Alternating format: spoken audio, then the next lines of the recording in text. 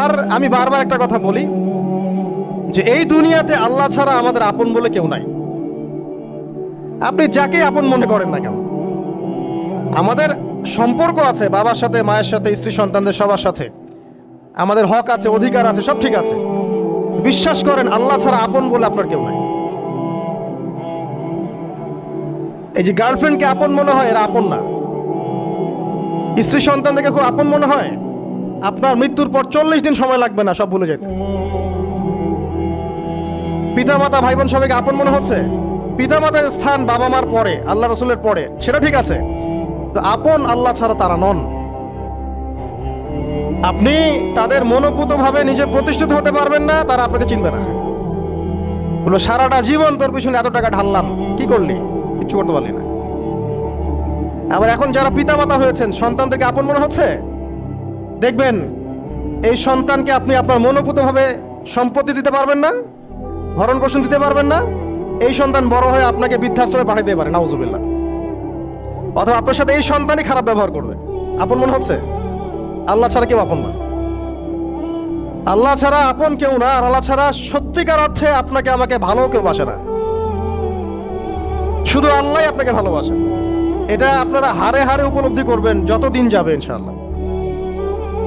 তাই শুধু সেই আল্লাহর জন্যই নিজেকে খালেস করে দেন, আর যার যার হক তাকে তাকে দিয়ে দেন। দুনিয়াতে শান্তিতে থাকার ফিলোসফি বলছি, philosophy of happiness in this হায়াতুদ দুনিয়া, সেটা হচ্ছে যার যার হক তাকে তাকে দিয়ে দেন, নিজের হক আল্লাহর কাছে চেয়ে নেন। আর দুনিয়াকে আপন মনে করবেন না, আল্লাহ ছাড়া কাউকে আপন মনে করবেন না। আপনি সুখে থাকবেন ইনশাআল্লাহ। দুনিয়ার দাসত্ব করবেন, আল্লাহ ছাড়া অন্য মানুষদেরকে আপন মনে করে নেবেন, দেখবেন আপনি পদে পদে কষ্ট পাবেন। কারো কাছে আশা করেন না, কষ্ট পাবেন না। আমি এই প্রসঙ্গে কথাগুলো বললাম যে দুনিয়াকে আপন মনে করতে নাই, আর আল্লাহকে আপন মনে করতে হয়। আল্লাহকে আপন মনে করলে তখন আমার উপর কিছু দায়িত্ব চলে আসে। কি দায়িত্ব? আল্লাহ আমাকে সৃষ্টি করেছেন, রিজিক দিয়েছেন, লালন পালন করছেন, বাঁচিয়ে রেখেছেন, তার হাতে আমার মৃত্যু, তার হাতে সবকিছু। তো এখন আল্লাহ পাকের জন্য নিজের জীবনটাকে খালেস করে নেওয়া, যেভাবে আল্লাহ পাক চলতে বলেছেন সেভাবে চলা, যেগুলোকে আল্লাহ পাক নিষেধ করেছেন বর্জন করা। আর রাসূলুল্লাহ সাল্লাল্লাহু আলাইহি ওয়াসাল্লামের সুন্নাহ আল্লাহ পাক রেখে দিয়েছেন আমাদের সামনে। এই সুন্নাহগুলো যদি আমরা অনুসরণ করতে পারি, ইনশাআল্লাহ এই দুনিয়াতে কিছু পাই বা না পাই, ইনশাআল্লাহ পরকালে আপনি আল্লাহর ক্ষমা পাবেন ইনশাআল্লাহ তাআলা। কোরআনের সূরাগুলোর অর্থ সব খুতবায় বলা যায় না, সময় সংকুলন হয় না। এত চমৎকার ওয়াদ-দুহা সূরা আছে না, শপথ দ্বীপ্রহরের, ওয়াল-লাইলি ইযা সাজা, শপথ রাতের যখন সেটা আচ্ছাদিত হয়। মা ওয়াদ্দাআকা রাব্বুকা ওয়া মা ক্বালা, আল্লাহ কত মায়া দিয়ে তার নবীকে বলছেন যে তোমার আল্লাহ তোমাকে ছেড়েও দেন নাই, তোমার আল্লাহ তোমাকে ছেড়ে দেন নাই।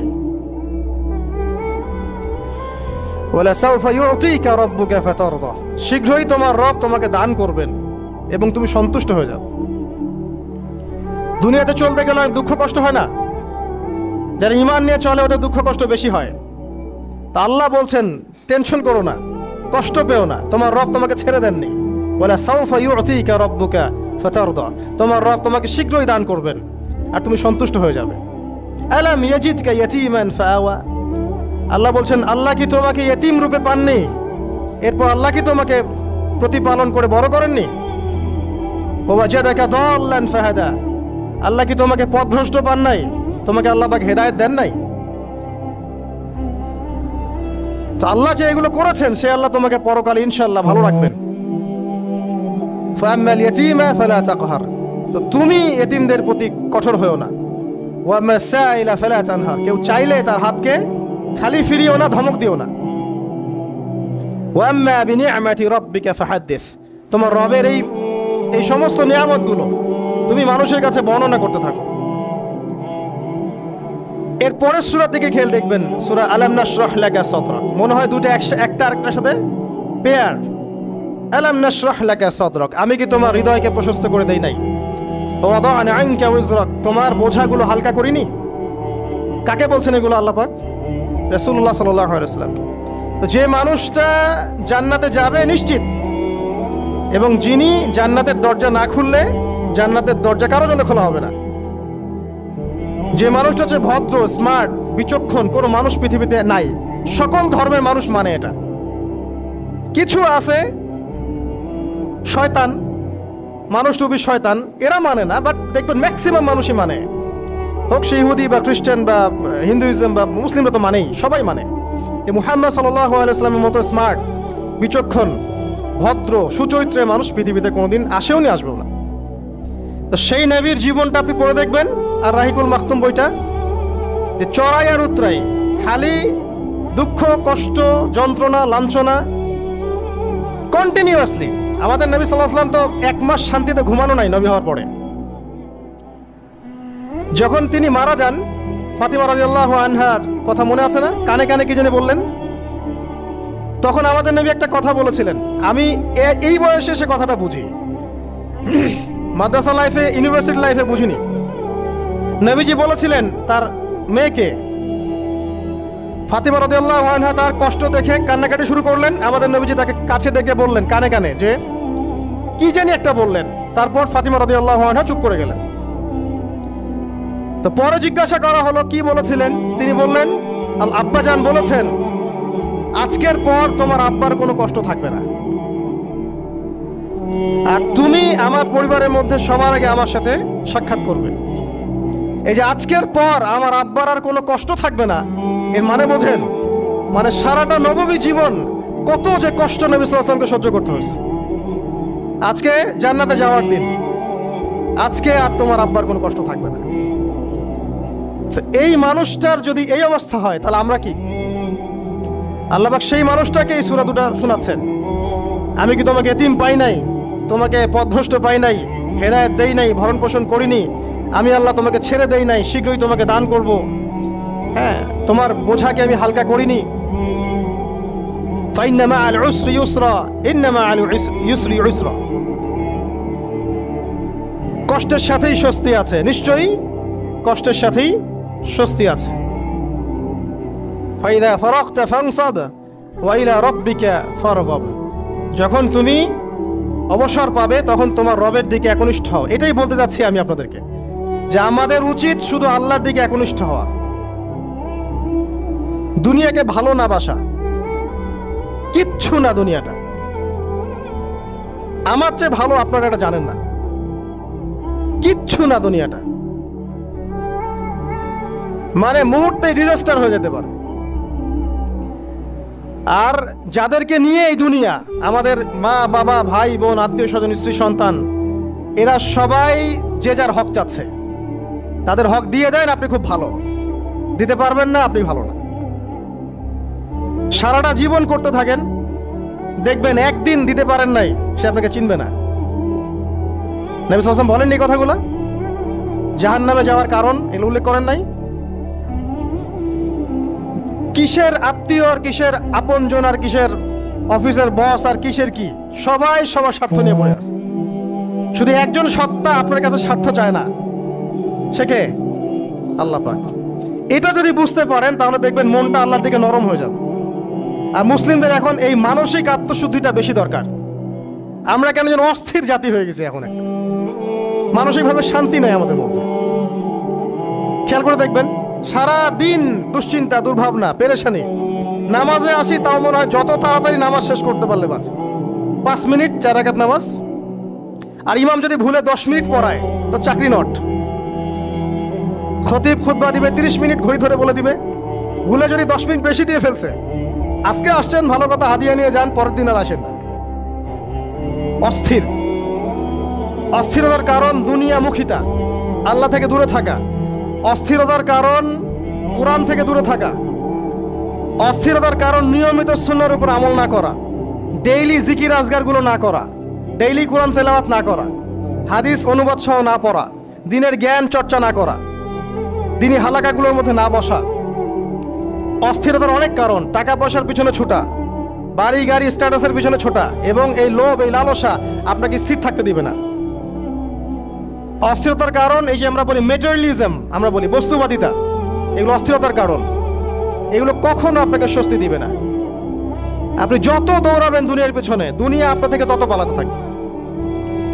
আর আল্লাহ পাক বলেছেন, হে আদম সন্তান, আমার ইবাদতের জন্য সময় বের করো, আমি তোমাকে দুইটা জিনিস দিব। এক নাম্বার, তোমার হাতকে আমি সচ্ছলতা দিয়ে ভরে দিব, আর দুই নাম্বার, তোমার সমস্ত অভাব আমি দূর করে দিব। যে ব্যক্তি আল্লাহর জন্য সময় দেয়, আল্লাহর জন্য বাঁচে, আল্লাহর জন্য মরে, সব কাজ আল্লাহর সন্তুষ্টির জন্য করে, দেখবেন ও মনের মধ্যে শান্তি আছে। হয়তোবা তার 5তলা 10তলা বাড়ি নাই, BMW নাই, সুজুকি জিক্সার নাই, তারপরে দেখবেন সে অনেক শান্তিতে আছে, কারণ তার মনের মধ্যে একটা প্রশান্তি কাজ করে। আর যে ব্যক্তির মধ্যে দেখবেন আল্লাহর কনসিয়াসনেস নাই, ইবাদত নাই, কোরআন সুন্নাহ এগুলো কিচ্ছু নাই, দুনিয়ার সব আছে, দেখবেন ব্যাংক ব্যালেন্স, টাকা পয়সা, মনে শান্তি নাই।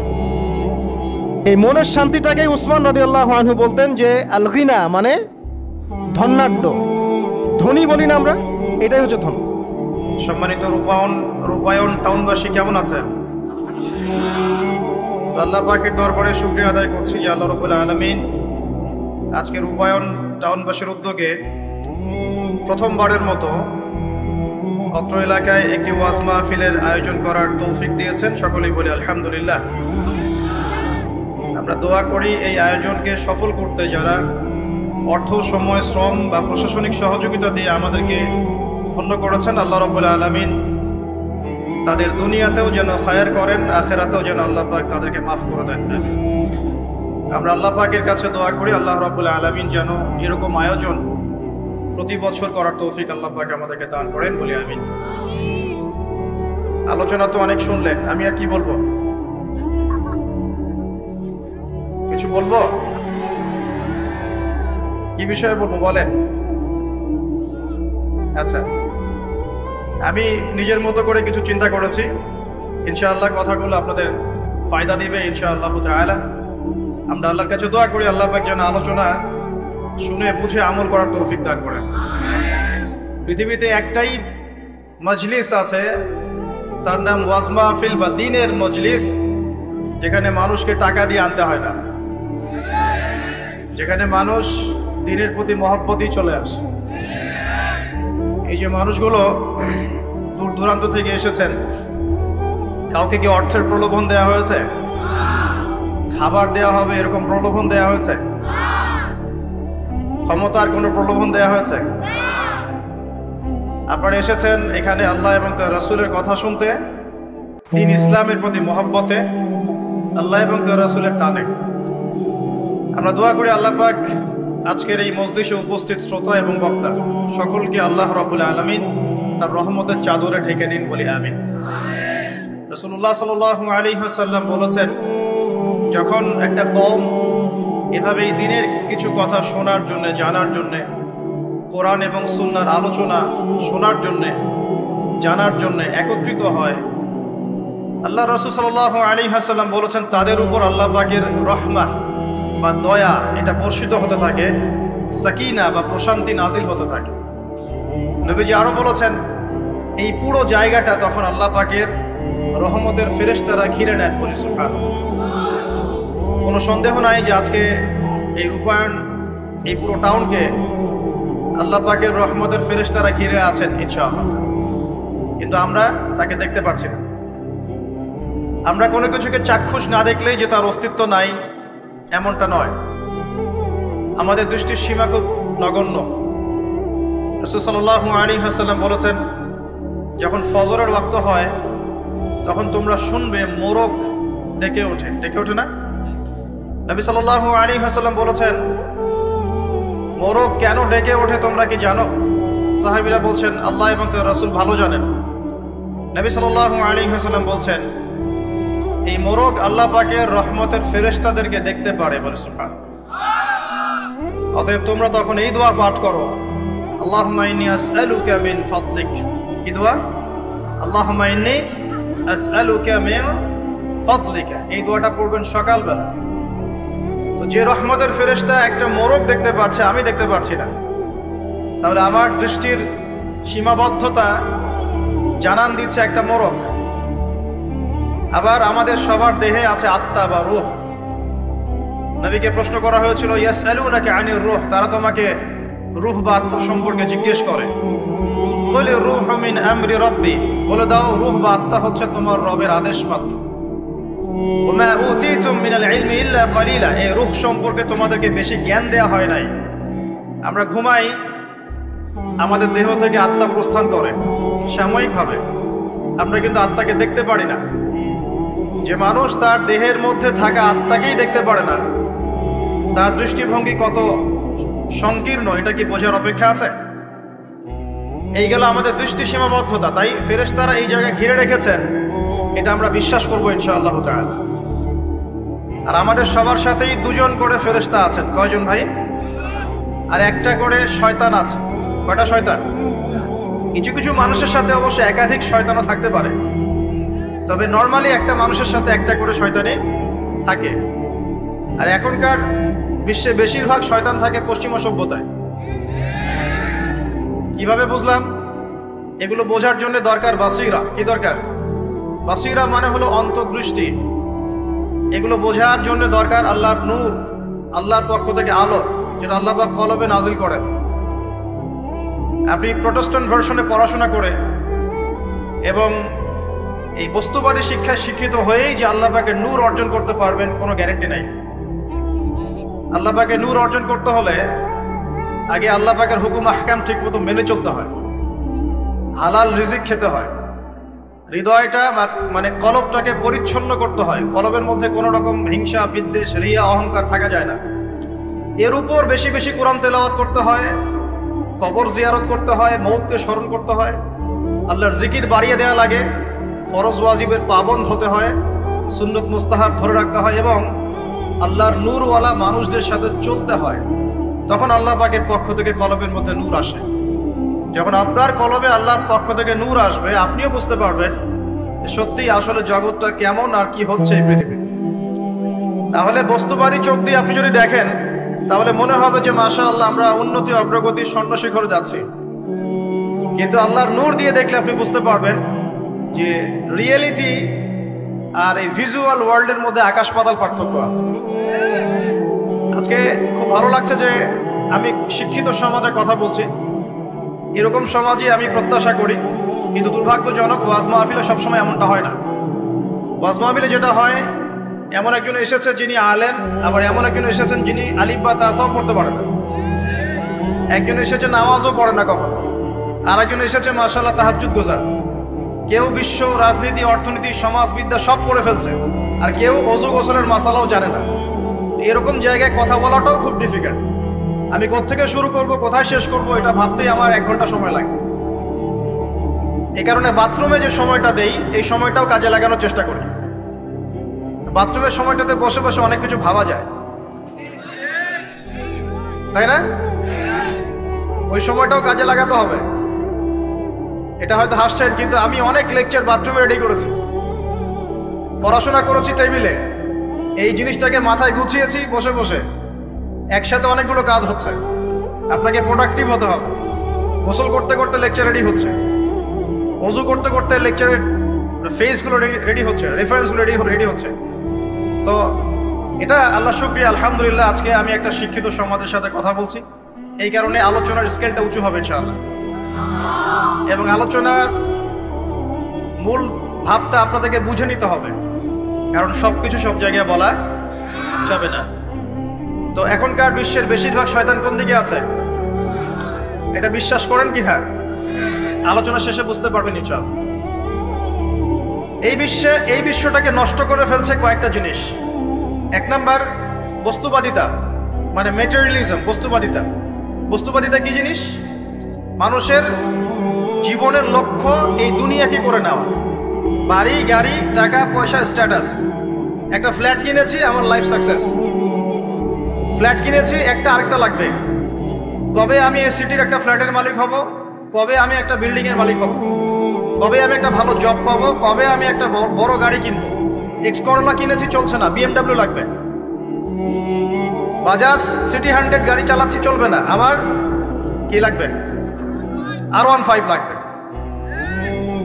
একটা ব্যবসা খুলেছি, ভালোই চলছে, না হচ্ছে না, আরেকটা লাগবে। একটা প্রজেক্ট চলছে না, আরেকটা লাগবে। এতটুকু ক্ষমতা পেয়েছি, আমি সন্তুষ্ট হচ্ছি না, আরো লাগবে। এই যে চাই চাই আরো চাই, এই যে দুনিয়া দুনিয়া এবং দুনিয়া, এই কনসেপ্টটার নাম হচ্ছে বস্তুবাদিতা। বর্তমান পুরো বিশ্বটা দাঁড়িয়ে আছে এখন এই বস্তুবাদিতার উপরে। এই ছোঁয়াটা আগে পশ্চিমা সভ্যতায় ছিল, আস্তে আস্তে এই ছোঁয়াটা পুরো বিশ্বে লেগে গেছে। এখানে কিন্তু কনস্ট্রাকশন করা বা দুনিয়াবী ক্ষেত্রে উন্নতি করাটা দোষের কিছু নয়, বরং মুসলিমদের হাতেই সমস্ত সভ্যতা গড়ে উঠেছে, এটাই সত্য। কিন্তু যখন এই বস্তুবাদিতা আমাদেরকে পরকাল ভুলিয়ে দিবে, সমস্যা তখনই। আমার কথা কি বুঝতে পারছেন কিনা? বিল্ডিং করতে কোনো সমস্যা নেই, ফ্ল্যাট কিনতেও কোনো সমস্যা নেই, ব্যবসা করতে কোনো সমস্যা নেই, BMW চালান আপনি, কোনো সমস্যা নেই। কিন্তু এগুলো যদি আপনাকে পরকাল ভুলিয়ে দেয়, দুনিয়ার পূজায় ব্যস্ত রাখে, তখন সমস্যা। দুর্ভাগ্যজনক হচ্ছে আমরা এখন এই পূজায় মোটামুটি লিপ্ত হয়ে গেছি, ইচ্ছায় হোক অনিচ্ছায় হোক। ঢাকা শহরে ফ্লাইওভারের উপর দাঁড়াবেন, আপনি দেখবেন মানুষ ছুটছে আর ছুটছে, সকাল থেকে একদম ফজর থেকে শুরু করে রাত 12টা 1টা। এখানে তো রাত হয় না, সব দিন। আর নবী সাল্লাল্লাহু আলাইহি ওয়াসাল্লাম শেষ জামানার হাদিসগুলোর মধ্যে বলেছিলেন যে যখন মানে ছেলে মেয়ের পোশাক পরবে, মেয়ে ছেলের পোশাক পরবে, যখন আনতালিদা লামাতু রাব্বাতুহা, মানে দাসী তার মনিবকে জন্ম দিবে। দাসী মনিবকে জন্ম দেওয়ার একটা ব্যাখ্যা উলামায়ে কেরাম এমনটাও করেছেন, সমাজে ন্যায় অন্যায়, হক বাতিল, সত্য মিথ্যার যে মানদণ্ড, এটা উল্টে যাবে। ন্যায় হবে অন্যায়, অন্যায় হবে ন্যায়। আমানতদার ব্যক্তিকে বলবে খেয়ানতকার, খেয়ানতকার ব্যক্তিকেই বলবে আমানতদার। সত্য হবে মিথ্যা, মিথ্যা হবে সত্য। হক হবে বাতিল, বাতিল হবে হক। সাদা হবে কালো, কালোই হবে সাদা। দিন হবে রাত, রাত হবে দিন। এখন ঢাকা শহরে রাত হয়ে গেছে দিন, আর দিন হয়ে গেছে বহু যুবক যুবতীর জন্য রাত। এখন বাজে 12টা, আমাদের শহর অ্যাক্টিভ, মাশাআল্লাহ। আমাদের শহর ঘুমাবে 4টায়, 4টায় ঘুম উঠবে জোহরের নামাজের আগে। লাঞ্চ করে না এখনকার মানুষ, ব্রেকফাস্টটাই লাঞ্চ। তো আনতালিদা লামাতু রাব্বাতুহা এর গভীর ব্যাখ্যা আছে। আল্লাহ পাকের হালালকে এই বস্তুবাদী সভ্যতায় হারাম করা হচ্ছে, এবং আল্লাহ পাকের হারামগুলোকে হালাল করে নেওয়া হচ্ছে। আমরা এই দর্শনটা পেয়েছি পশ্চিমা দর্শন থেকে। পশ্চিমা সভ্যতাই প্রথম সারা বিশ্বে এই বস্তুবাদিতা ছড়িয়ে দিয়েছে। এটা একটা ভয়ঙ্কর জিনিস, যেটা আপনাকে পরকাল থেকে ডিমোটিভেটেড করছে। আপনাকে মূল যে গোল, আমার জীবনের যে মূল লক্ষ্য, সেই লক্ষ্য থেকে এই বস্তুবাদী আকীদাটা আপনাকে সরিয়ে দিচ্ছে। কিভাবে আমি বুঝাচ্ছি। আল্লাহ পাক কয়েকটা অ্যাম্বিশন দিয়ে পাঠিয়েছেন দুনিয়াতে আমাদেরকে। তার মধ্যে প্রথমটা হচ্ছে সূরা জারিয়াত আয়াত নাম্বার 56, এটা প্রথম। কি এটা? আল্লাহ পাক বলছেন, ওয়ামা খালাকতুল জিন্না ওয়াল ইনসা ইল্লা লিয়াবুদুন, বা'দা আউযু বিল্লাহি মিনাশ শাইতানির রাজীম, ওয়ামা খালাকতুল জিন্না ওয়াল ইনসা ইল্লা লিয়াবুদুন। আল্লাহ পাক আপনাকে আমাকে প্রথম যে দায়িত্ব দিচ্ছেন সেটা হচ্ছে এই, আমি মুসলিম, আমি নারী হই, পুরুষ হই, যুবক হই, যুবতী হই, যেই হই না কেন, আল্লাহ পাক আমাকে বলছেন, ওয়ামা খালাকতুল জিন্না ওয়াল ইনসা ইল্লা লিয়াবুদুন। দেখো, আমি জিন আর মানব জাতিকে শুধুমাত্র আমার ইবাদত করার জন্যই দুনিয়ায় পাঠিয়েছি, আর কোনো কারণ নাই। এই যে আল্লাহ পাক আমাদেরকে 60 বছর 70 বছর হায়াত দিয়েছেন, একটা কারণ, অনলি একটা, ইল্লা লিয়াবুদুন, যাতে আমরা আল্লাহর ইবাদত করতে পারি। আবার বলছেন, আল্লাহ পাক আমাদেরকে দুনিয়াতে শুধু তার ইবাদত করতেই পাঠিয়েছে। আল্লাহ পাক এখানে একটা পরীক্ষায় ফেল করেছি, হতাশ হয়ে আত্মহত্যা করতে পারেন নাই। আল্লাহ পাক এখানে একটা মেয়ের পিছনে ঘুরে জীবন নষ্ট করতে পারেন নাই। আল্লাহ পাক এখানে আমাদেরকে ধর্ষণের সেঞ্চুরি করতে পারেন নাই। আল্লাহ পাক এখানে আমাদেরকে অন্যায়ভাবে অন্যের সম্পদ আত্মসাৎ করতে পাঠান নাই। মাদকের যে ভয়াল থাবা চলছে, এর মধ্যে নেশায় বুধ হয়ে যাওয়ার জন্য আল্লাহ পাক আমাদেরকে পাঠান নাই। কি জন্য পাঠিয়েছে? পলিটিক্যাল মারামারি করতে আল্লাহ পাঠান নাই আমাদেরকে দুনিয়ায়। সোশ্যাল ক্ষমতার দ্বন্দ্বে লিপ্ত হওয়ার জন্য পাঠান নাই। মিলস, ইন্ডাস্ট্রিজ এন্ড ফ্যাক্টরিজের নেশায় বুধ হয়ে পরকাল ভুলে যাওয়ার জন্য আল্লাহ এখানে পাঠান নাই। আল্লাহ পাক একটা রিজনে পাঠিয়েছে, অনলি একটা। এবং এই দায়িত্বটা আল্লাহ পাক কিন্তু কড়াই ঘন্টায় উসুল করে নেবেন আমাদের কাছ থেকে। ভাববেন না আল্লাহ পাক এই পুরো মহাবিশ্ব খেলার ছলে সৃষ্টি করেছেন, এমন নয়। আল্লাহ পাক বলছেন, আমি এই মহাবিশ্বকে খেলার ছলে সৃষ্টি করি নাই। ওয়ামা খালাকতুল জিন্না ওয়াল ইনসা, বলেন, ইল্লা লিয়াবুদুন, আমি শুধুমাত্র এবং শুধুমাত্র আমার ইবাদত করার জন্য মানুষ আর জিনদেরকে সৃষ্টি করেছি। জিনকে আমরা দেখি না, আমাদের সাথে জিনরা আছেন। জিনের মধ্যে ভালো খারাপ আছে, ঠিক যেমন মানুষের মধ্যে ভালো খারাপ আছে। আর প্রত্যেকটা মানুষের সাথে একটা করে শয়তান জিন থাকে, যে মানুষকে খারাপ কাজে প্রলুব্ধ করে, যে নিজে খারাপ কাজ জোর করে করায় না, সে শুধু প্রলুব্ধ করে। সে বলে মাদকের মধ্যে শান্তি, ওয়াসওয়াসা দেয়, কাজটা বাস্তবায়ন করেন আপনি। সে বলে যে এটা তো ছেলে মেয়ের ফ্রেন্ড, বয়ফ্রেন্ড গার্লফ্রেন্ড কালচার, বন্ধুত্ব, এটা এমন কিছু নয়, জেনা করেন আপনি। সে বোঝায় যে টাকা পয়সা আর্ন করতে হবে, বউ বাচ্চাকে সিকিউর করতে হবে, সুদটা খান আপনি। সে বুঝায় যে তুই তো একসময় চলে যাবি, সন্তানদের জন্য কি রেখে গেলি, তখন ঘুষটা খান আপনি। সে বুঝায় যে অন্যের সম্পদ যদি আত্মসাৎও করি, শেষ বয়সে কাবা ঘরে গিয়ে হজ করে নিব, ব্যাস, দ্যাটস অল, আমার পুরো আমল নামা চকচকা হয়ে যাবে। এভাবে শয়তান ওয়াসওয়াসা দেয়, কিন্তু কাজটা করি আমরা।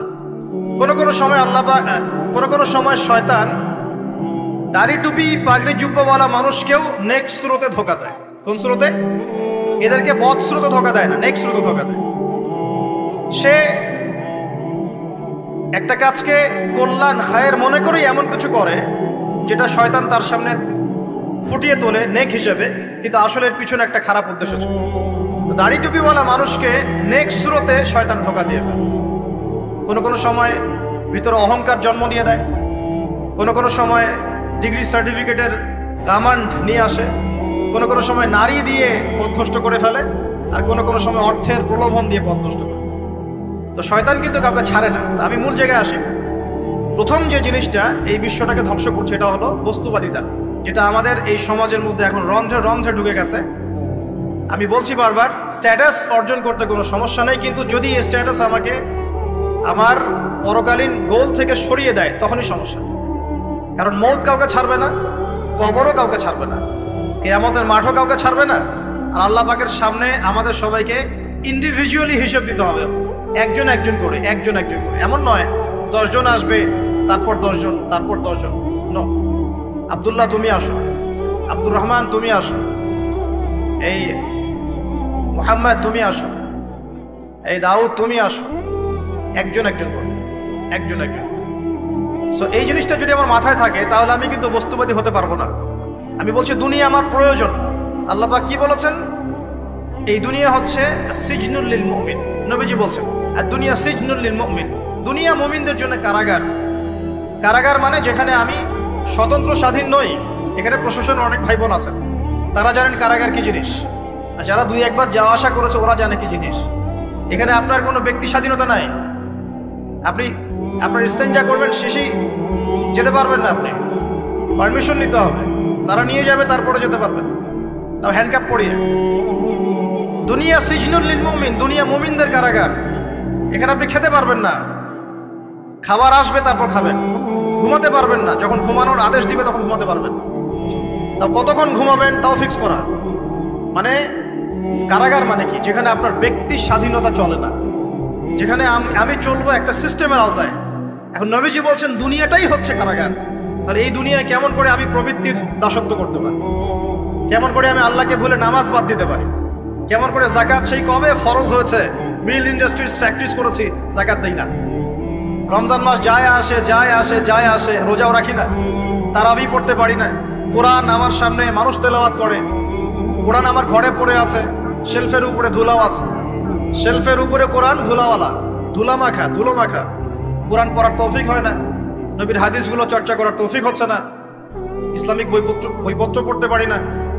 এই কারাগারের জীবনে বসি আমি একটা মেয়ের পিছনে দৌড়াচ্ছি, মাদক খাচ্ছি, জেনা করছি, কোনো সময় ধর্ষণ করছি, কোনো সময় সুদ খাচ্ছি, ঘুষ খাচ্ছি, দুর্নীতি করছি, এই কারাগারের জীবনে বসে, যেখানে আমার কোনো ব্যক্তি স্বাধীনতা নাই। তাহলে কারাগারের জীবনের মেয়াদ যখন শেষ হবে, যখন তাকে এখান থেকে বের করে নিয়ে আসা হবে, অর্থাৎ মৃত্যু, তখন তার সাথে কিরকম রিমান্ডে আচরণ করা হবে এটা ভালো করে বুঝে নেন। নবীজি বলছেন আদ-দুনিয়া সিজনুল লিল মুমিন ওয়াল জান্নাতু লিল কাফির। কাফেরদের জন্য, মুশরিকদের জন্য এই দুনিয়াটা হচ্ছে জান্নাত। জান্নাত মানে কি? যা ইচ্ছা তাই করতে পারবেন। জান্নাত মানে কি? আপনি চাচ্ছেন আল্লাহ আমি এখন একটা খামর চাই, শরাব, আপনার সামনে হাজির, চিন্তা করার সাথে সাথে। জান্নাত মানে কি? আল্লাহ আমি আপনাকে দেখতে চাই, আল্লাহকে আপনি দেখতে পারবেন। জান্নাত মানে কি? আপনি মধুর নহর, দুধের নহর, পানির নহর, শরাবের নহর, হুরে নিন চতুর্দিকে ঘোরাফেরা করছে। একজন নিম্নমানের জান্নাতি, মানে সবচেয়ে শেষের দিকে যারা জান্নাতে যাবে, তাদের সাথেই দুজন করে হুরুন ঈন, আহাল পরিবার তো আছেই, গিলমান, পানপাত্র নিয়ে চারপাশে ঘোরাফেরা করবে। জান্নাত মানে কি? যেখানে যা ইচ্ছা তাই করা যাবে, বলার কেউ নাই, বাধা দেওয়ার কেউ নাই, সেখানে কোনো মৃত্যু নাই, সেখানে কোনো অহেতুক কথাবার্তাও নাই, কোনো গাল গল্প নাই, কোনো মিথ্যা নাই, কষ্টের ক্লেশ মাত্র নাই, থুতু ফেলতে হবে না। জান্নাত মানে থুতু ফেলতে হবে না। জান্নাত মানে হাঁচি হবে না, নাক ছাড়তে হবে না। জান্নাত মানে ইস্তেঞ্জা, পেশাব পায়খানা করার টেনশন নাই। মানুষ খাবার খাবে, একটা ঢেকুর তুলবে, বাস খাবার হজম হয়ে গেছে। আর জান্নাতের সবচেয়ে বড় বিষয়টা কি? আল্লাহ পাককে আমরা এই চোখ দিয়ে দেখতে পারবো ইনশাআল্লাহ। আর তার সমকক্ষ একটা বিষয় হচ্ছে আল্লাহ পাক বলে দিবেন যে আমি তোমাদের সবার উপর সন্তুষ্ট হয়ে গেলাম, যাও কোনোদিন অসন্তুষ্ট হও। ব্যাস, দ্যাটস অল। এখন আপনি যত কিছুই করেন এই বস্তুবাদী জীবনে, মনে একটা ভয় থেকে যাবে। আপনি বিশ্ব নেতা হয়েছেন, বড় শিল্পপতি হয়েছেন, পলিটিশিয়ান হয়েছেন, ইকোনমিস্ট হয়েছেন, মনে একটা ভয় থেকে যাবে যে মরতে আমাকে হবে, আল্লাহ আমাকে ধরবেই, হিসেব আমাকে দেওয়া লাগবেই, কবরে আমাকে একাই যাওয়া লাগবেই, আমাকে কিয়ামতের মাঠে দাঁড়াতে হবে আল্লাহর সামনে। মনে একটা ভয় কাজ করে, যদিও বাইরে মানুষ দেখায় যে কোনো ভয় নাই। মানুষ বাইরে অভিনয় করে, মানুষ সমাজের মানুষের সাথে বাইরে একটা অভিনয় করে। কোনো কোনো ক্ষেত্রে আমরা নিজেরাই নিজেদের সাথে অভিনয় করি। কথা সাহিত্যিক হুমায়ুন আহমেদের নাম শুনেছিলেন? শুনেছেন? ইন্তেকাল করেছেন। একটা সময় ছিল আমরা স্কুলে পড়তাম, কলেজে পড়তাম, মাঝে মাঝে টুকটাক এ ধরনের কিতাব বইপত্র পড়া হয়েছে। হিমু, মিসির আলী এসব পড়া হয়েছে। শরৎচন্দ্র, বঙ্কিমচন্দ্র, রবীন্দ্রনাথ, নজরুলের কবিতাগুলো, ইভেন শেক্সপিয়ার, অ্যাডাম স্মিথ সহ, যিনি অর্থনীতির জনক। যাই হোক, তিনি তার বইয়ের মধ্যে লিখেছিলেন যে এই পুরো দুনিয়াটা হচ্ছে অভিনয়ের মঞ্চ। কথা সাহিত্যিক, তিনি বলছেন তার মতো করে এই পুরো দুনিয়াটাই অভিনয়ের মঞ্চ, আর আমরা সবাই নিজ নিজ জায়গায় অন্যের সাথে অভিনয় করছি। কোনো কোনো ক্ষেত্রে আমরা নিজেরা নিজেদের সাথে অভিনয় করছি। তিনি বলছিলেন আমরা সবাই অভিনেতা, আর সবচেয়ে বড় অভিনেতা হচ্ছে পলিটিশিয়ানরা, কারণ তাদেরকে অনেক বড় মঞ্চে অভিনয় করতে হয়। এটা আমার কথা না, হুমায়ুন আহমেদের কথা, পড়ে দেখেন তো। আল্লাহ পাক পাঠিয়েছেন তার ইবাদত করতে, আর এই বস্তুবাদী জগৎ আমাদেরকে ভুলিয়ে দিল কিভাবে? কয়েকটা প্রলোভন দিল। প্রথম প্রলোভন হচ্ছে টাকা, তারপরে জীবনে কি করব প্রতিষ্ঠিত হওয়ার চিন্তা, তারপরে চাই চাই আরো চাই এই একটা আকীদা দর্শন, তারপরে আমার স্ত্রী সন্তান আহার পরিবারের কি হবে, আর আরেকটা দর্শন আছে, এটাকে বলে চারবাক দর্শন। এবং দুঃখের সাথে বলতে হয় আমাদের রবীন্দ্রনাথ ঠাকুর কিন্তু এই দর্শনের মানুষ ছিলেন। চারবাক কিরকম? তার কবিতা পড়লে দেখবেন লেখা আছে, দু হাতে যা পাও হাত পেতে নাও, দু হাতে যা পাও হাত পেতে নাও, বাকির খাতা শূন্য থাক, বাকির খাতা শূন্য থাক। ঠিক চারবাক দর্শন। এটা ফিলোসফি পড়েছেন, এখানে অনেক টিচারও আছেন আমি জানি, তারা এই কথাগুলো বুঝবেন। চারবাক দর্শন কেমন? ঋণ করে ঘি খাও, ঋণ করে ঘি খাও, যতদিন বাঁচবে সুখে বাঁচবে, এটা হলো চারবাক দর্শন। তো দু হাতে যা পাও হাত পেতে নাও, বাকির খাতা শূন্য থাক, মিল আছে না? ঋণ করে হলেও ঘি খান, যেভাবে হোক ঘি খান আপনি, মানে ঋণ করে হলেও ঘি খান, যতদিন বাঁচবেন সুখে বাঁচবেন। তাহলে এই দর্শনগুলো বস্তুবাদী না? বুঝতে পারছেন কিনা? মেটেরিয়ালিজম, বস্তুবাদিতা, মানে আপনি চোখের সামনে যা দেখছেন এই দুনিয়া, যেভাবে হোক অর্জন করে নেন, বাকির খাতা শূন্য থাক। ইসলামিক কনসেপ্ট এর টোটাল ডিফারেন্ট কনসেপ্ট। ইসলামের ঈমান, আকীদা, ইসলাম, পরকাল, মুহাম্মদ সাল্লাল্লাহু আলাইহি ওয়াসাল্লামের আদর্শ সম্পূর্ণ ডিফারেন্ট। আমরা বলি কি এই দুনিয়াতে আমরা মুসাফির, দুনিয়াতে আমরা কি মুসাফির, কে কতদিন থাকবো কোনো ঠিক নাই। নবীজি বলছেন, হে আব্দুল্লাহ বিন ওমর, তুমি দুনিয়াতে মুসাফিরের মতো থাকো, সকালবেলা উঠলে সন্ধ্যার অপেক্ষা করো না, সন্ধ্যাবেলা হলে সকালের অপেক্ষা করো। দর্শনের মধ্যে কত পার্থক্য না? আকাশ পাতাল পার্থক্য না? এখন যদি এই বস্তুবাদী দর্শন দিয়ে আপনি চলাফেরা করেন, তাহলে তো আপনার লাইফের অ্যাম্বিশন হবে একটা ফ্ল্যাট, আর ওটা এনি হাও আপনাকে অ্যাচিভ করতে হবে, legal way or illegal way, আপনাকে অ্যাচিভ করতেই হবে, অ্যাচিভ করতেই হবে, যেহেতু আপনার মোটিভটা হচ্ছে মেটেরিয়ালিজম, বস্তুবাদিতা। আর নবী সাল্লাল্লাহু আলাইহি ওয়াসাল্লাম কি বলছেন? সকালে ঘুম থেকে উঠলে সন্ধ্যার অপেক্ষা করো না, সন্ধ্যাবেলায় থাকলে সকালের অপেক্ষা করো না। তুমি দুনিয়াতে মুসাফিরের মতো থাকো, তোমার যতটুকুতে দুনিয়া চলে যায় এতটুকুতে সন্তুষ্ট থাকো। নবীজি আরো বলছেন, তুমি কখনো উপরের দিকে চোখ দিয়ে হেঁটো না, রাস্তায় যখন হাঁটবে উপরের দিকে দেখো না। লা তানজুরু ইলা মান হুয়া আসফালা মিনকুম, যারা তোমাদের উপরে আছে ওদের দিকে দেখো না, বরং তুমি দেখো যে তোমার নিচে কারা আছে। আবার বলছি, নবীজি বলছেন তোমরা হাঁটবে যখন রাস্তায় চলাফেরা করবে তোমাদের উপরের দিকে দেখবে না তোমাদের উপরে কারা আছে, অলওয়েজ দেখবা তোমাদের নিচে কারা আছে, তোমাদের চেয়ে খারাপ কারা আছে। এক ভাইকে আপনি দেখবেন আপনি সুস্থ, তার হাত নাই। আরেক ভাইকে দেখবেন আপনি সুস্থ, তার চোখ নাই। এক ভাইয়ের পা প্যারালাইজড হয়ে গেছে, এক ভাইয়ের বডি প্যারালাইজড, একজন হার্টের রোগী, একজন ডায়াবেটিসের রোগী। আপনি সুস্থ আছেন, অথচ ওই ব্যক্তির অনেক টাকা পয়সা আছে, আপনার নাই। এখানে কে ধনী বলেন দেখি, আপনি না সে? আপনার সুস্থতা আছে। আরেক ভাইয়ের অনেক বড় বড় ফ্ল্যাটস, কিন্তু আপনার এতটুকু নাই, ছোট্ট একটা বাসা। আপনার কষ্ট লাগে, আমারও যদি এমন হতো।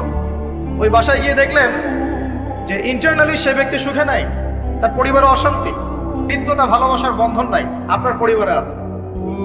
একটা রিক্সাওয়ালা সারাদিন রিক্সা চালিয়ে 500-1000 টাকা আর্ন করে বাসায় চলে গেল, গিয়ে বাসা আলু ভর্তা, ডিম ভাজা, ডাল দিয়ে ভাত খাচ্ছে, সুখে আছে, দিব্যি, বউয়ের সাথে গল্প করছে, চাঁদ দেখছে। আর সেই তো কবে আপনি ওয়াইফ কিনে চাঁদ দেখেছেন ঠিক নাই, আপনি টাকা অর্জন করার নেশায় বছরের পর বছর স্ত্রী থেকে দূরে আছে, দেখারই সৌভাগ্য হয় না। আসলে সুখ কাকে বলে, সুখটা কি জিনিস, ঢাকাবাসীকে সুখ বোঝানো দরকার। সুখটা কি জিনিস? সুখটা হচ্ছে ইন্টারনাল পিস। যখন আপনি বা আমি নিজেকেও বলছি, যখন আমরা আল্লাহকে পাবো, আল্লাহ পাকের ইবাদতের মধ্য দিয়ে, রাসূলের সুন্নতের মধ্য দিয়ে অল্পে তুষ্ট থাকতে পারবো, যা আছে এতে শুকরিয়া আদায় করব, আপনার চেয়ে সুখী মানুষ দুনিয়াতে কেউ নাই, কেউ নাই দুনিয়াতে। কিন্তু বস্তুবাদিতা আপনাকে এই আকীদা ও আদর্শ থেকে সম্পূর্ণ ডিমোটিভেট করে দিবে। আপনাকে খালি চাই আরো চাই, ওই যে দু হাতে যাবো হাত পেতে নাও, বাকির খাতা শূন্য থাক। আর আমাদের দর্শন, দু হাতে যাবো হাত পেতে নাও না, বরং দুনিয়াতে যতটুকু পাও এতটুকুতে সন্তুষ্ট থাকো, বাকির খাতা শূন্য থাক না, বাকির খাতা পূর্ণ হোক। মানে পরকালটা বাকির খাতা না, পরকালের বাকির খাতাটা পূর্ণ হোক। প্রয়োজনে দুনিয়ার সব চলে যায় যাক, প্রয়োজনে দুনিয়ার সব যদি চলেও যায় যাক, তারপরে বাকির খাতা কি হোক? পূর্ণ হোক। এটাই আল্লাহ রাব্বুল আলামিন সূরা আ'লার মধ্যে বলছেন, বাল তুসিরুনাল হায়াতাদ দুনিয়া, তোমরা এই দুনিয়ার জীবনটাকেই প্রাধান্য দিয়ে থাকো। ওয়াল আখিরাতু খায়রুন ওয়া আবকা, কিন্তু আখিরাত হচ্ছে সবচেয়ে উত্তম এবং চিরস্থায়ী। তো প্রিয় ভাই এবং বোনেরা যারা আলোচনা শুনছেন, আজকে আমাদের প্রথম সবক হওয়া উচিত দুনিয়ার নেশায় আমরা না পড়ি। আল্লাহ পাক আমাদেরকে তৌফিক দান। এর মানে এই না আমরা দুনিয়ার প্রোগ্রেসে যাব না, অবশ্যই যাব, আমরা অবশ্যই যাব। পুরো নেশন, জাতিগতভাবেই আমাদেরকে এই ওয়ার্ল্ডের সমকক্ষ তো হতে হবে, হবে কি না? আমরা কি ওয়ার্ল্ডের সমকক্ষ হতে পেরেছি? আপনাদের কি মনে হয় যে মিলস, ইন্ডাস্ট্রিজ, ফ্যাক্টরিজ, সেতু, ফ্লাইওভার এইগুলো করলেই মনে হয় যে ওয়ার্ল্ডের সমকক্ষ হওয়া যায়? প্রত্যেক জনগণ ভিতর থেকে সুখী কিনা, তাদের অন্ন, বস্ত্র, চিকিৎসা, শিক্ষা, বাসস্থান, এই যে মৌলিক চাহিদা, বেকারত্ব ঘোচানো, 3 বেলা খেয়ে পরে বাঁচা, জীবনের অধিকার, সিকিউরিটি, এই জিনিসগুলো আমাদের নিশ্চিত হচ্ছে কিনা, এটা হচ্ছে আপনার উন্নতির মানদণ্ড। উন্নতির মানদণ্ড কি? আমরা এখন যেখানে আছি না, 1776 সালে অ্যাডাম স্মিথ তার চেয়ে আগের জায়গায় ছিল। 1776 সালে অ্যাডাম স্মিথ একটা বই লিখেছেন, তার নাম হচ্ছে যে দি ওয়েলথ অফ নেশন, এই কিভাবে একটা রাষ্ট্রের ওয়েলথ ফাংশন করে। ওই 1776 সালে তিনি যে চিন্তাগুলো করেছেন, এখন পর্যন্ত আমরা সেই চিন্তা বাস্তবায়ন করতে পারি নাই। 1776 সালের চিন্তা, কিন্তু ওই চিন্তা বাস্তবায়ন করেছে পশ্চিমারা। পশ্চিমা সভ্যতা যেটা আপনি দেখছেন দাঁড়িয়ে আছে, এই একটা বইয়ের উপর দাঁড়িয়ে আছে। যেমন একটা এক্সাম্পল দিই, আলোচনাটা কঠিন হয়ে যাবে, অন্যদিকে যাব। আমরা মনে করি যে অর্থনীতি আমরা নিয়ন্ত্রণ করব, ঠিক আছে, অর্থনীতির পুরো বিষয়গুলো আমরা নিয়ন্ত্রণ করে আমরা সমৃদ্ধি নিয়ে আসবো। আসলে বিষয়টা কি জানেন? অর্থনীতির নিজের একটা ফ্লো আছে, ও নিজেই নিজেকে নিয়ন্ত্রণ করে। এবং তার উপর একটা ইনভিজিবল হ্যান্ড থাকে, অদৃশ্য হাত, যেটা আমরা বলি আল্লাহ রাব্বুল আলামিন। আল্লাহ রাব্বুল আলামিন এই পুরো অর্থনীতিকে নিয়ন্ত্রণ করে।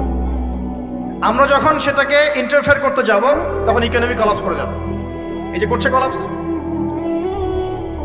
আরো ব্যাপার আছে, শুধু ব্যবসা, অর্থনীতি, এক্সপোর্ট ইম্পোর্ট এগুলোকে তিনি জাতির মানদণ্ড বলতেন না। তিনি বলতেন যতক্ষণ পর্যন্ত জাতির প্রত্যেক ব্যক্তির মধ্যে এথিক্স না আসবে, নীতি যতক্ষণ পর্যন্ত না আসবে আপনি করাপশন থামাতে পারবেন। তাই হয়েছে না? শুধু ব্যবসা না, আদর্শ কতটুকু আছে? এই যে আপনি দেখছেন বিভিন্ন জায়গায় ভেজাল খাবার খাওয়াচ্ছে, ওদেরকে টাকার অভাব আছে? ওদের টাকার কিন্তু অভাব নাই।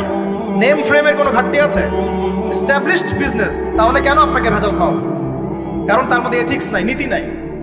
এই জন্য জাতির প্রত্যেক সদস্যকে, মানে প্রত্যেক জনগণের প্রত্যেককেই আগে নীতিগত শিক্ষা দেওয়া উচিত। আর এই কাজটাই করে ইসলাম। বলে সুবহানাল্লাহ। এই এথিক্স এবং নীতি শেখায় কে? ইসলাম। ইসলামের চেয়ে সার্বজনীনভাবে এবং যুগোপযোগীভাবে কেউই এথিক্স শেখাতে পারবে না। কাগজে কলমে অনেকে অনেক কথা বলতে পারে, প্র্যাকটিক্যালি শেখাবে কে? ইসলাম। এখন বলতে পারেন তাহলে মুসলিমদের মধ্যে দুর্নীতি কেন, মুসলিমদের মধ্যে কেন এই সমস্যাগুলো হয়? উত্তর একটাই, ওই যে স্যার বলে গেলেন, আমি বিভিন্ন ওয়াজে যে এক এক জায়গায় এক এক কথা বলে। উত্তরটা কি? উত্তরটা হচ্ছে যে কোরআন এবং সুন্নাহর সঠিক যে শিক্ষাটা আছে, এই শিক্ষাটা আমরা অনেকেই বাস্তবায়ন করতে পারছি না। এটা আমাদের ব্যর্থতা। এটা কাদের ব্যর্থতা? এটা আমাদের ব্যর্থতা। এখানে আমাদের ব্যক্তি স্বার্থ থাকতে পারে, এখানে আমার জ্ঞানের স্বল্পতা থাকতে পারে, আমার ভিতরে অহংকার থাকতে পারে, বা আমি অল্প শিক্ষিত হতে পারি, এবং এমন হতে পারে আমার জ্ঞানটা যুগোপযোগী না। ইসলামিক জ্ঞান আমার মধ্যে আছে, কিন্তু কিভাবে এই জ্ঞান দিয়ে ওয়ার্ল্ডকে ডিল করবো এই জ্ঞানটা আমার মধ্যে নাই। এই কারণে আমরা হয়তোবা ইসলাম, কোরআন সুন্নাহ হাতে থাকার পরেও এই সমস্যাগুলো ফেস করছি। প্রথম সমস্যা হচ্ছে বস্তুবাদিতা। আল্লাহ পাক আমাদের সবাইকে, যারা আলোচনা শুনছে, দুনিয়ার প্রেমিক হওয়া থেকে বাঁচাক বলি আমি। দুনিয়ার প্রেমিক না, প্রেমিক হবো কার? আল্লাহর আখিরাতে। কতটুকু দাম আছে দুনিয়ার? আল্লাহ পাক বলছেন একটা মাছির পাখার সমানও না।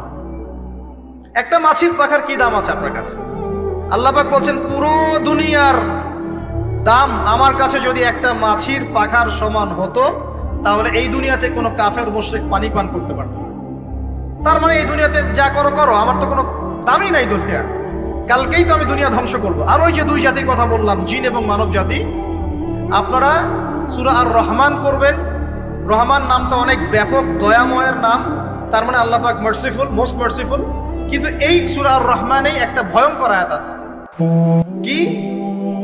সানাফরুগু লাকুম আইয়ুহাস সাকলান। হে মানুষ এবং জিন, হে মানুষ এবং জিন, শীঘ্রই আমি তোমাদের দুইটা জাতিকে ডিল করার জন্য ফারেক হচ্ছি, অপেক্ষা করতে থাকো। মানে আল্লাহ পাক কুল্লু ইয়াউমিন হুয়া ফি শান, মানে আল্লাহ পাক কি করেন? সব সময় তার কাজে ব্যস্ত আছে। মহাবিশ্বের তো গ্রহ, নক্ষত্র, গ্যালাক্সির অভাব নাই, মাখলুকের কোনো অভাব নাই। আল্লাহ পাক প্রত্যেকটা মুহূর্তেই তার কাজে ব্যস্ত আছেন, তার কাজে শানে ব্যস্ত আছেন। কিন্তু এই ব্যস্ততা থেকে ফারেক হবেন কাদের জন্য? মানুষ আর জিনের জন্য। মানুষ আর জিনের জন্য। আল্লাহ পাক বলেন সানাফরুগু লাকুম আইয়ুহাস সাকলান। দাঁড়াও, দুনিয়ার মধ্যে এইসব করে বেড়াচ্ছ, তোমাদের দুই জাতির জন্য আমি অচিরে ফারেক হব ইনশাআল্লাহ। ওইটাই হলো কিয়ামতের দিন।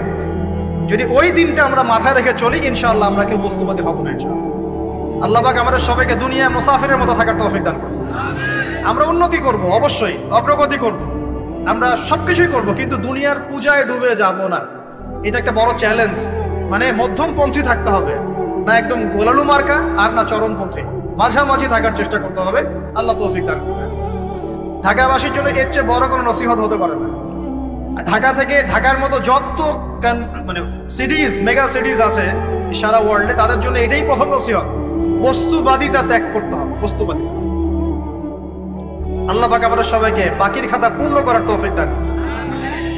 এখন একটা লক্ষ্য পেলাম, কি জন্য দুনিয়া এসেছি? আল্লাহর ইবাদত করার জন্য। এখন অনেকে ভুল বুঝে প্রশ্ন করতে পারে, তাদের জ্ঞানের স্বল্পতা। আমি ওদেরকে দোষারোপ করবো না, কারণ আমাদের শিক্ষার সমস্যা আছে। আমরা তো সবার মাঝে ইসলামিক সার্বজনীন শিক্ষা দিতে পারছি না।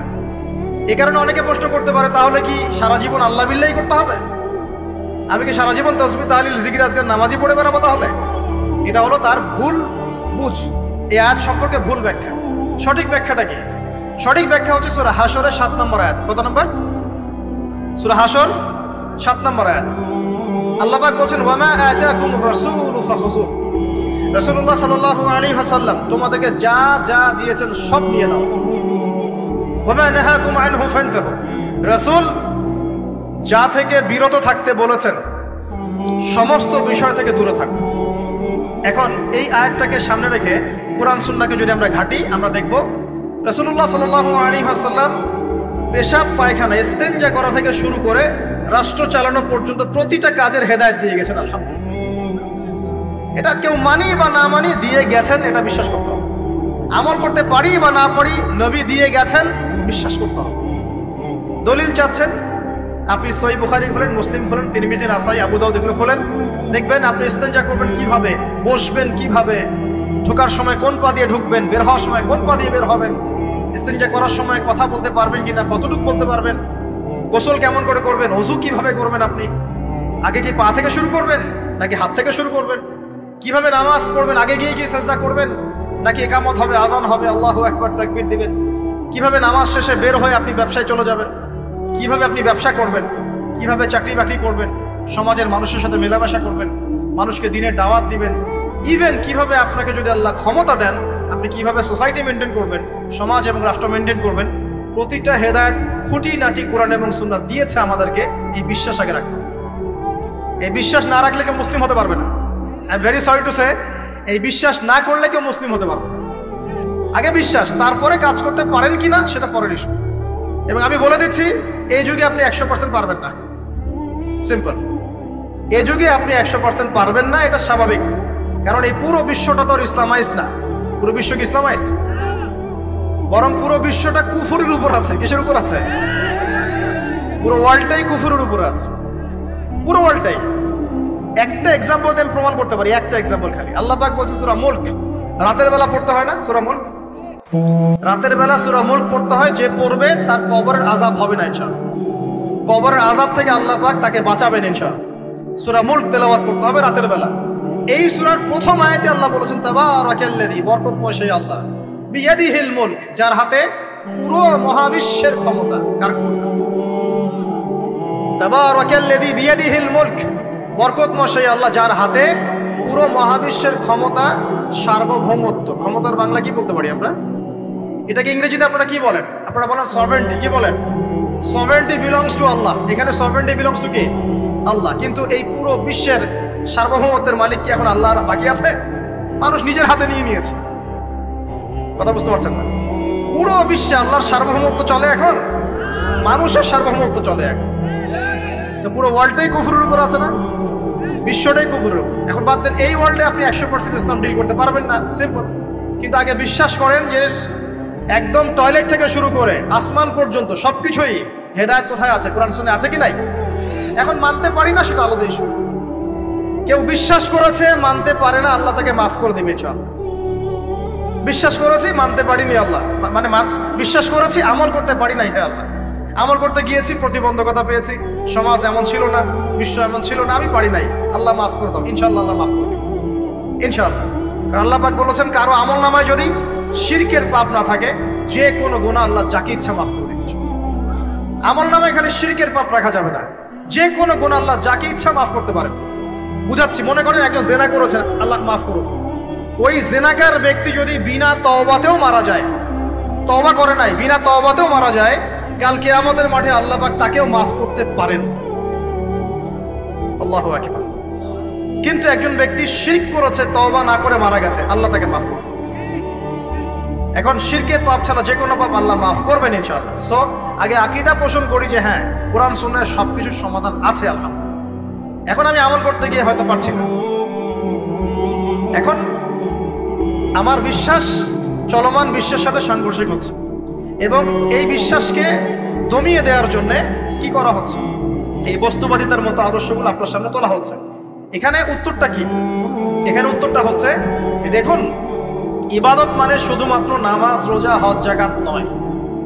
ইবাদত মানে শুধুমাত্র নামাজ, রোজা, হজ, যাকাত নয়, বরং আমার জীবনের প্রতিটা সেক্টরই ইবাদত বলে কাউন্ট হবে যদি আমি সেই কাজটাকে নবীর সুন্নাত অনুযায়ী করতে পারি। আমার কথা কি বুঝতে পারছেন? এই হলো ব্যাখ্যা, ওয়া মা খালাকতুল জিন্না ওয়াল ইনসা ইল্লা লিয়াবুদুন। আমি জিন আর মানুষকে শুধু আমার ইবাদত করার জন্যই সৃষ্টি করেছি। আপনার ইস্তেঞ্জা করাটা ইবাদত।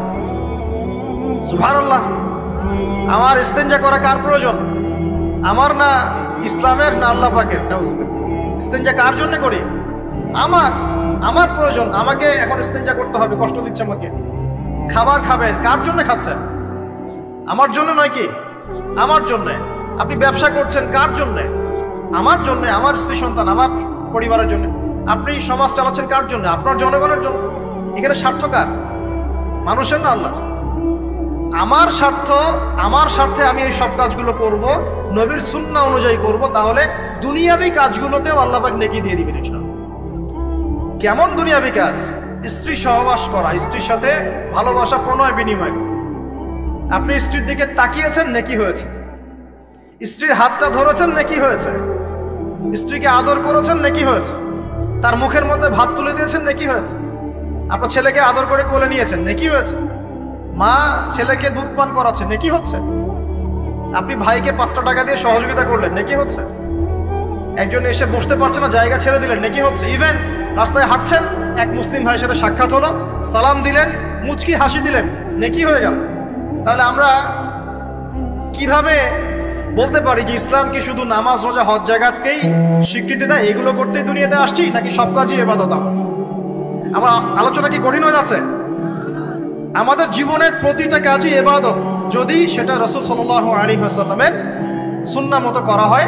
3টা জিনিস খেয়াল রাখতে হবে। কয়টা জিনিস ভাই? এক, সেই ইবাদত হতে হবে আল্লাহর সন্তুষ্টির জন্য। এই যে আমি স্ত্রীর মুখে ভাত তুলে দিচ্ছি, তার কাছ থেকে কিছু পাওয়ার আশায় নয়, আমি দিচ্ছি আল্লাহর সন্তুষ্টির জন্য। আমি যে একজন মুসলিম ভাইকে হাসি মুখে সাক্ষাৎ করলাম, ও আমাকে ভালো বলবে, পরে আমাকে হেল্প করবে, এমন এই জন্য নয়, আল্লাহ পাক সন্তুষ্ট হবেন তাই। আমি নামাজে দাঁড়িয়েছি, লোকে আমাকে ভালো বলবে এই জন্য দাঁড়াই নাই।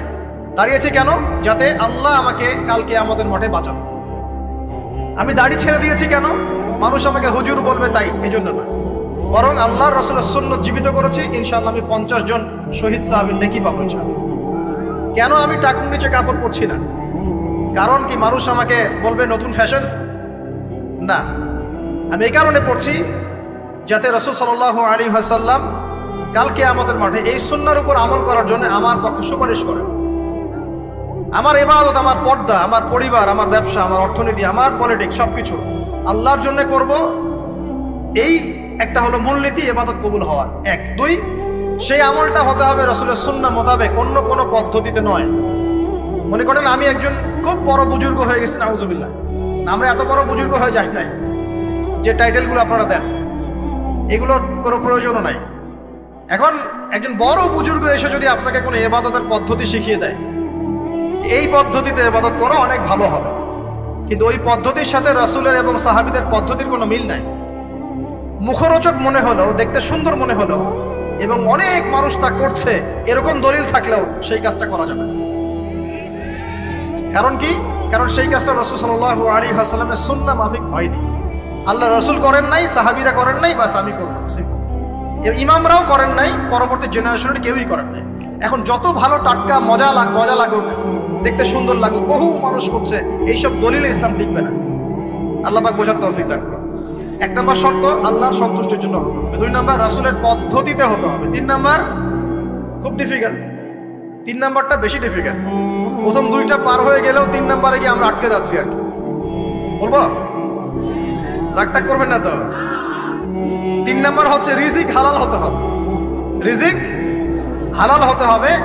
পশ্চিমের আদলে গড়া এই পুরো বিশ্বের বেশিরভাগ মানুষের রিজিক এখন হারাম। কেন হারাম? কারণ কোনো না কোনো ভাবে আমরা সুদের সাথে সম্পৃক্ত হয়ে যাচ্ছি, কোনো না কোনো ভাবে। আর নবীজি অনেক আগেই বলেছিলেন, 1400 বছর আগে, যে একটা জামানা তোমাদের সামনে আসবে, যে মানুষ সুদ খেতে চাইবে না তার গায়েও সুদের ছিটাফাটা গিয়ে লাগছে কিনা? এখন আপনি খেতে চাইবেন না, আপনাকে মেসেজ পাঠিয়ে দেওয়া হবে আপনার অ্যাকাউন্টে এত টাকায় যোগ হয়েছে। কি করবেন এখন? টাকাটা আপনি সুদের টাকা। সুদের টাকা মানে কি? 1 দিরহাম যে ব্যক্তি সুদ খেয়েছে সে যেন 36টা মেয়ের সাথে জেনার পাপ করেছে। সহিহ বুখারী হাদিস, একদম অকাট্য, সহিহ, সনদ সহিহ, এমন না জয়ীফ জাল, এমন নয়। এক দিরহাম যে ব্যক্তি সুদ খেয়েছে সে যেন 36 বার জিনা করলো, নবী সাল্লাল্লাহু আলাইহি ওয়াসাল্লাম। আর এই হাদিস তো আপনারা জানেন যে সুদের পাপের 73টা শাখা আছে। নিচের শাখা হচ্ছে মায়ের সাথে জিনা করা, মাকে বিয়ে করা, আর উপরের শাখা হচ্ছে আল্লাহ এবং তার রাসূলের সাথে যুদ্ধ করা। এগুলো অবলীলায় করছি আমরা। আর নবীজি বলছেন 4 শ্রেণীকে আমি অভিশাপ দিয়ে গেলাম। আল্লাহর নবী অভিশাপ দিয়ে গেলেন মানে সে জাহান্নামে যাবে, কোনো অবস্থাতেই জান্নাতে যাবে না। ইল্লা মাশা আল্লাহ। 1, যে সুদ খায়। 2, যে সুদ দেয়। 3, সাক্ষী থাকে। 4, লিখে রাখে। এখন বলেন এই সিস্টেমের বাইরে কতজন মানুষ আছে?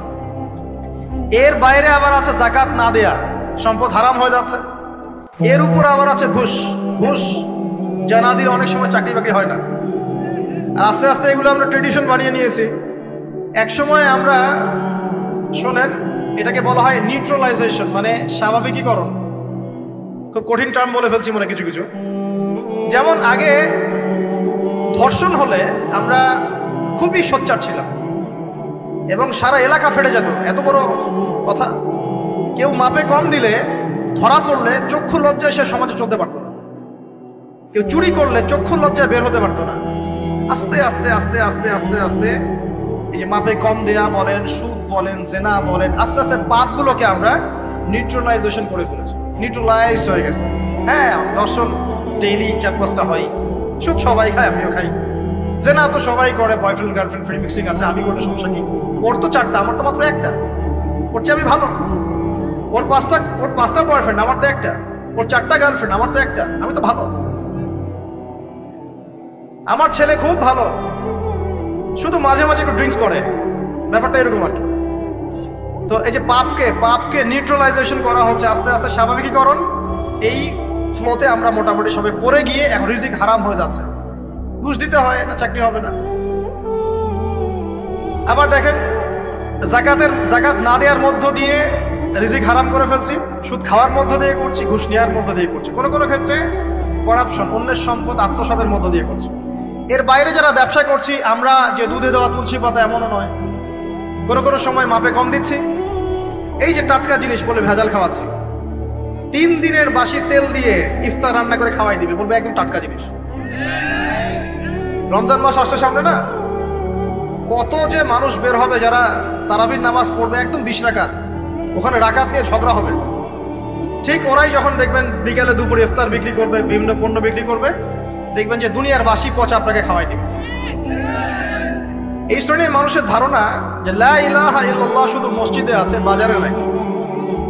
এটা ধারণা, লা ইলাহা ইল্লাল্লাহ মুহাম্মাদুর রাসূলুল্লাহ, এটা মসজিদে আছে, বাজারে, সমাজে, অন্য জায়গায় নাই। এটা তাদের ধারণা। তাদের এই ধারণা অচিরেই ভাঙবে যখন মৃত্যুর দূত চলে আসবে। তখন বুঝবে লা ইলাহা ইল্লাল্লাহ একটা সার্বজনীন কালিমা, যেটা জীবনের সব ক্ষেত্রেই চলতে হবে। আল্লাহ পাক আমাদেরকে বোঝার তৌফিক দান। ব্যবসা করছি আলহামদুলিল্লাহ, অ্যাটলিস্ট সুদ খাচ্ছি না। তবে এতটুকু মনে রাখবেন, ব্যবসায়ীদের অসততার কারণে, আমানতের খেয়ানতের কারণে একটা আযাব আসে। হাদিসের মধ্যে আসছে একটা আযাব আসে। নবীজি বলেছেন, যখন একটা জাতির ব্যবসায়ীরা মাপে কম দেওয়া শুরু করে, মিথ্যা কসম করে পণ্য বিক্রি করা শুরু করে এবং আমানতের খেয়ানত করে, তখন ওই জাতির উপর দুর্ভিক্ষ চাপিয়ে দেওয়া হয়। কি চাপিয়ে দেওয়া হয়? দুর্ভিক্ষ চাপিয়ে দেওয়া হয়। মনে করছেন যে হয়তো দুর্ভিক্ষ নাই, পুরো ওয়ার্ল্ড ওয়াইড একটা নীরব দুর্ভিক্ষ চলছে এখন আস্তে আস্তে। সকালে একটু আগে বলেছিলাম না, গরিব মানুষ আলু ভর্তা, ডাল আর ডিম ভাজা দিয়ে ভাত খেত আগে। এখন তারা বলে আমরা ডিমই দেখতে পারি না চোখে। ডিমও খাওয়ার এখন সামর্থ্য হচ্ছে না অনেকেরই। আপনি শোনেন, আমি একটা জব করতাম, মনে করেন স্যালারি পেতাম 5,000 টাকা, এখন পাচ্ছি 10,000 টাকা, কিন্তু 10,000 টাকা